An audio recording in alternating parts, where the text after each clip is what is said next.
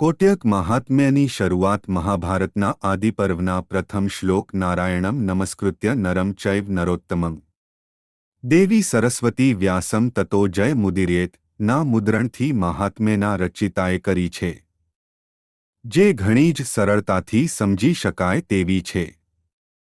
પદ્મપુરાણની મૂળ વાત. કોટ્યર્ક ભગવાનની નાભીમાંથી વિશ્વરૂપ શ્રી બ્રહ્માજી પ્રગટ થયા અને ભગવાનના કાનના મેલમાંથી મધુ અને કૈટભ નામના બે રાક્ષસો પેદા થયા.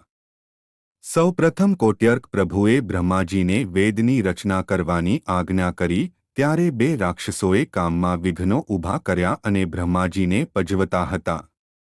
આથી તેમની ફરિયાદ લઈ બ્રહ્માજી કોટ્યર્ક પ્રભુ પાસે ગયા.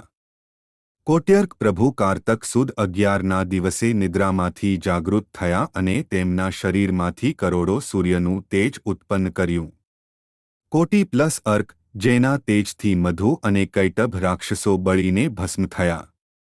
બીજે દિવસે કારતક સુદ બારસનો ઉત્સવ મનાવ્યો અને આ જ સ્થળે સ્થાયી થઈ આપણી જ્ઞાતિનો ઉદય કર્યો.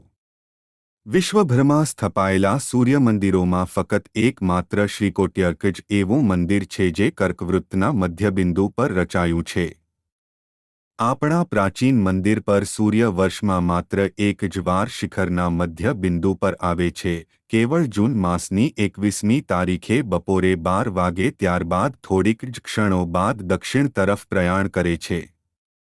કોટ્યક મહાપ્રભુજીનું ભવ્ય મંદિર ગુજરાત રાજ્યના આણંદ જિલ્લાના ઉમરેઠ તાલુકામાં આવેલું છે. શ્રી કોટ્યર્ક દેવના મંદિર સાથે વણાયેલ ખડાયતા સમાજના ઉદ્ભવના ઇતિહાસને ધ્યાનમાં રાખીને ગણેશજી, હનુમાનજી, કપાલેશ્વર મહાદેવ, ખડાયતા બ્રાહ્મણના 7 અને ખડાયતા વણિકોના 12 એમ કુલ 19 કુળદેવીઓ અને નવગ્રહની પ્રતિષ્ઠા કરવાનો નિર્ણય લીધો.